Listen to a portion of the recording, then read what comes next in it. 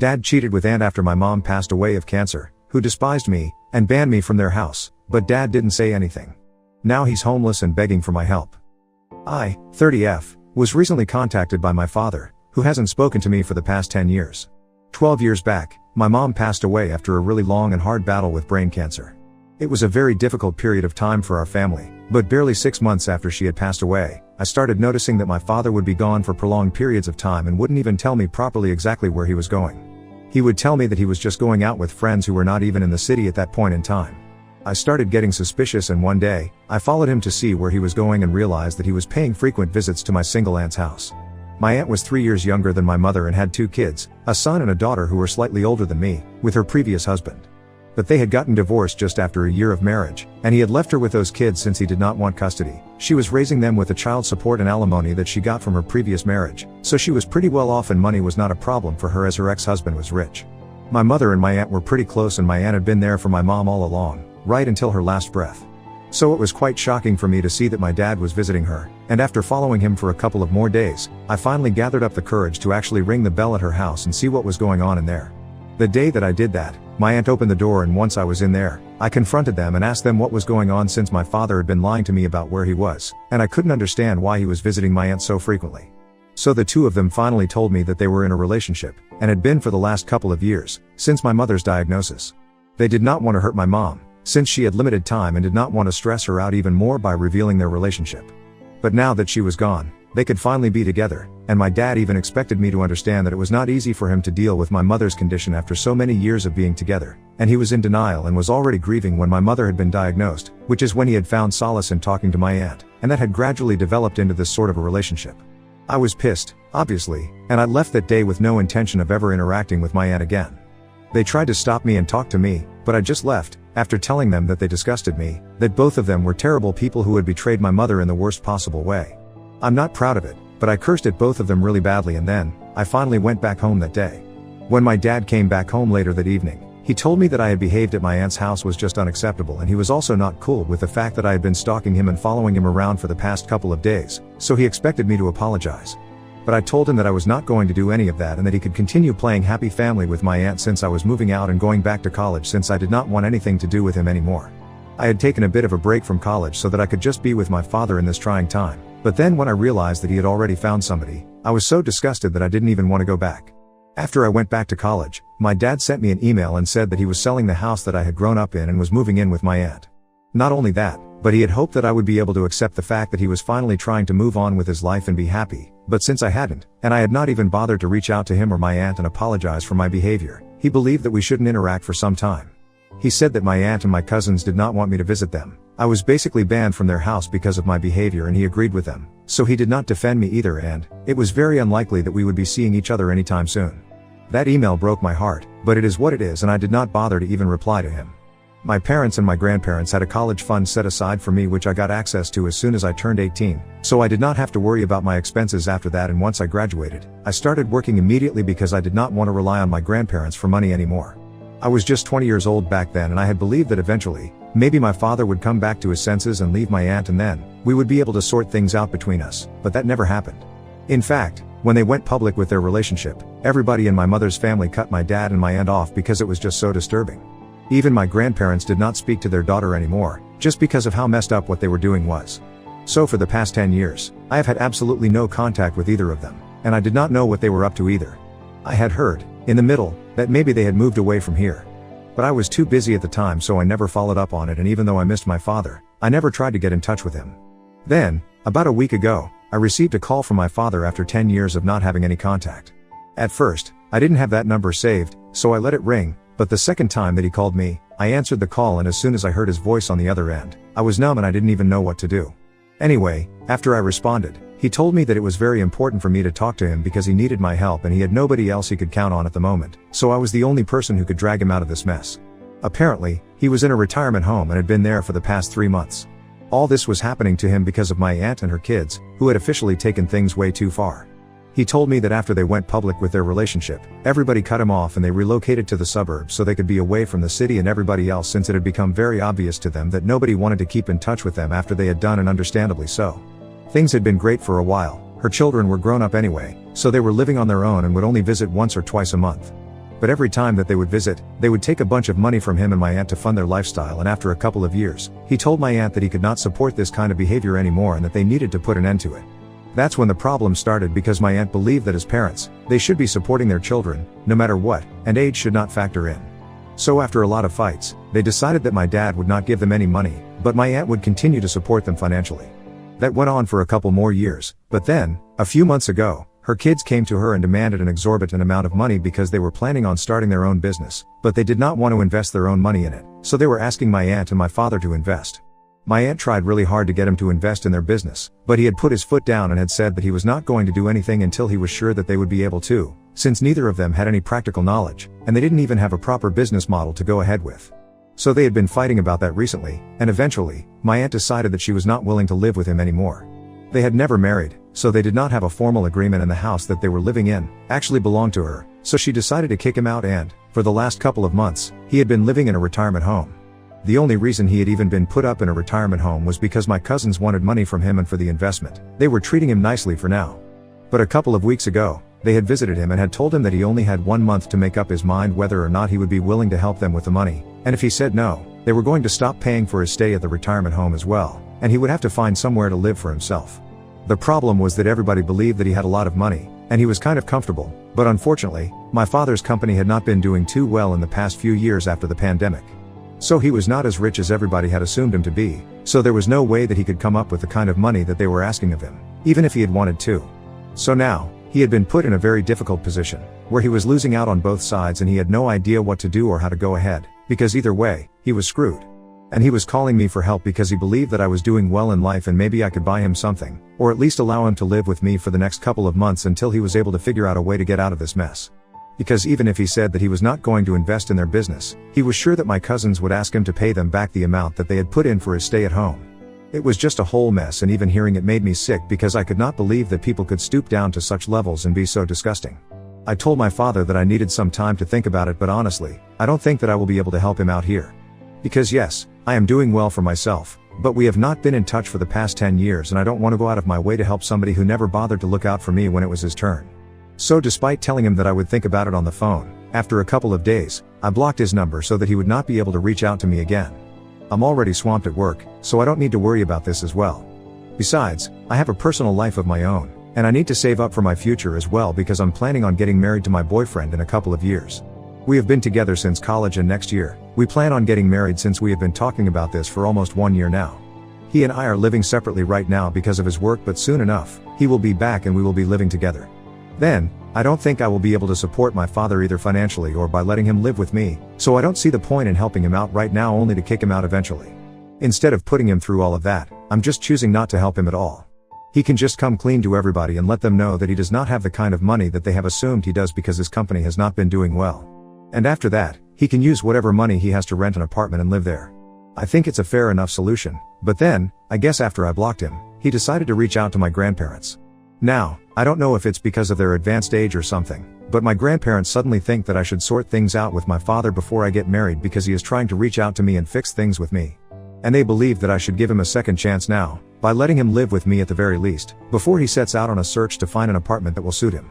I find the switch up in their behavior very weird because, for the longest time, they have hated both my father and my aunt and have always told me that I should never forgive them because what they did was just not acceptable.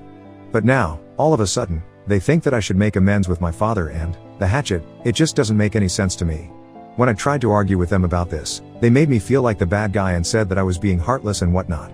So, I'm just really confused about what to do because if my decision had my grandparents' stamp of approval on it, I would not be worried about whether I was doing the right thing or not, but here, I'm not so sure anymore.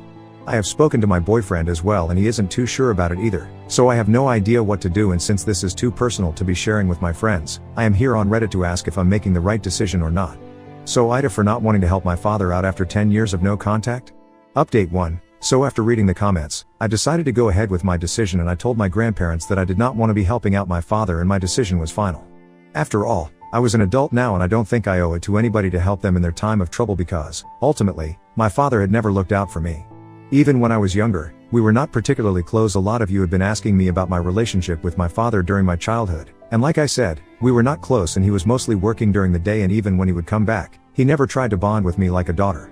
I thought that my mother's diagnosis would bring our family closer because he had started taking a lot of time off from work to be at home since his wife was dying, but unfortunately, his relationship with me still did not change. Instead, he thought that it would be more appropriate to spend that time creating a bond with his sister-in-law instead, so that was his choice. Now I don't think I owe anything to a man who did that to my deceased mother when she was fighting to survive. It makes me think that even if she had somehow survived and still been alive today, would my father have chosen her or my aunt? Because from what he had told me, their relationship had started ever since my mother had told us all about her diagnosis. Anyway, that's all irrelevant now because nothing really worked out for him. The only people who are on his side right now are my grandparents, and I really find it very confusing. But I've told my grandparents that I'm not going to be helping him out, and if they want to be mad about it, they are free to do so. It's not going to affect my decision. I have a life ahead of me. I cannot take on my father as a burden, and my choice of words might upset some people, but right now, he is a burden to me. I've also discussed everything with my boyfriend, and he thinks that I'm doing the right thing, so nothing else really matters because I know that he's never going to sugarcoat stuff for me and tell me that I'm doing the right thing if he doesn't agree with it. So my conscience is clear and I don't feel bad about anything. Update 2. Hi. So last week, I texted my grandparents and told them that I did not want to help my dad out and that was my final decision, so they could not manipulate or guilt trip me into changing my mind. For a few days, they did not try to talk to me and just left my message on read, but then today, they decided that they were going to pay me a visit and try to change my mind in person. I don't know why they thought that it would work because I think I had made it pretty clear in my message that I did not want them to stress me out right now since I'm really busy at work. Anyway, they showed up at my house as I had returned from work and I was pretty exhausted, so I was in no mood to entertain any of their nonsense. And I got that right out of the way itself, as soon as they rang the bell. I told them that I was very tired and I did not want to discuss anything right now because it would be too emotionally heavy and I was just not ready for it, but they still came inside and started talking about how upset my father was that I was treating him like this, and that they really believed that I should have some more compassion and be a little more humane towards him. I was very irritated, so I decided to just let them speak and then eventually they would be able to get the hint and just leave because I did not want to engage in the conversation and end up fighting with them since that would only prolong everything. So I decided to keep my mouth shut for a while, but they did not show any signs of stopping and just went on talking about how hurt my father was and how he was suffering in that retirement home. And then the worst happened. A couple of days ago, my cousins had threatened him and said that they were going to have to kick him out of the retirement home and stop paying for his stay there if he did not cough up the money that they wanted for the business. He told them that he did not have that kind of money anymore. He also had to save for the future, and his company was not doing too well. So my cousins told him that they were to have him kicked out and he would also have to pay them back for the time that he had spent there already since he had just wasted their time. Now my dad did not have anywhere else to go and was literally pleading with my grandparents to convince me to let him stay with me here, in my house, until he was able to find a place of his own. But even that would take some time because he would also have to look after his company, and took up large chunks of his time during the day, and in the evening, he was too tired to go out scouting for apartments. So my grandparents kept drilling it into my head that I was literally his only hope and I absolutely had to help him. I was getting pretty annoyed, and after some time, when I realized that they were not going to shut up, I decided to turn the tables and ask them if they felt so strongly about this situation and why were they not helping my dad out themselves. They had an extra guest room in their house as well, from what I knew, and they could very well afford to help him out. So there was no reason for them to be pawning him off on me instead of doing it themselves, since they had made it clear to me that they were feeling bad for him. Besides, I really did not feel bad for my father as much as they did. The problem that they were telling me about almost felt like excuse for not trying to get his life in order himself. And that's not how things work with me. If he can afford an apartment of his own, he should just get out of that retirement home and find one for himself. There is no need for him to be acting like a victim of something terrible when he has the means to do something and get his life back on track. Even if his company is not doing well, he can still turn things around, but instead, he's just choosing to give up and act like the victim in this situation. I don't have any sympathy for people who don't have any fighting spirit, and that's what it looks like is happening with my father right now, so I don't want to get involved there at all. Anyway, when I asked my grandparents why they were not helping him out, they started coming up with excuses about how it would be weird for them since he had done something so wrong to their deceased daughter by cheating on her, and it would be very draining for them, and I was surprised that they thought that these were perfect excuses for them, but it did not apply to me, since him cheating on my mother, my aunt, had really broken my heart as well. So I could say literally the same thing and get out of it like they were trying to do. When I brought these things up with them, we got into a very bad fight. They accused me of being heartless and having no compassion once again, and I was so exhausted that I just didn't even bother to argue with them. I told them that I did not want to speak to them about this anymore, and then they left. So I don't know if I'm going to be talking to them because the way that they are behaving is very unreasonable and I can't even understand why they're acting like this, but it's fine. I guess I have made my decision very clear to them, and now, hopefully, they are not going to try and force me to change my mind again. Update 3. So a couple of months have passed since I last spoke to my father, and 2 months back, even my grandparents stopped speaking to me. I was kind of unhappy about the way things were turning out to be and was feeling very lonely since even my boyfriend was not with me and would only get to visit me once or twice every couple of weeks. But a few days back, he moved back here because he was done with his project, and now, we are officially engaged and are finally going to start preparing for the wedding because it's going to happen by the beginning of next year and we just have 7 or 8 months to go.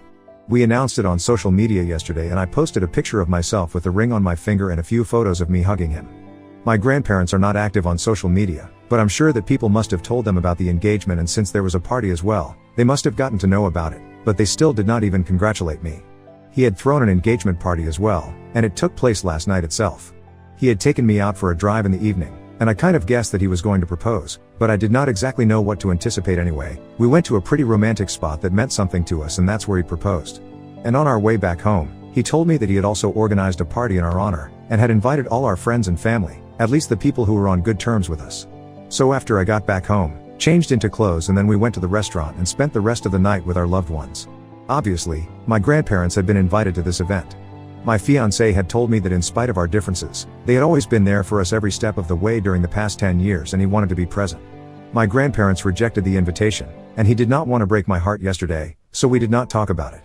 But this morning, when I talked about it and expressed my disappointment with the fact that neither had my grandparents been present at my engagement party nor had they congratulated me after that, he told me the truth.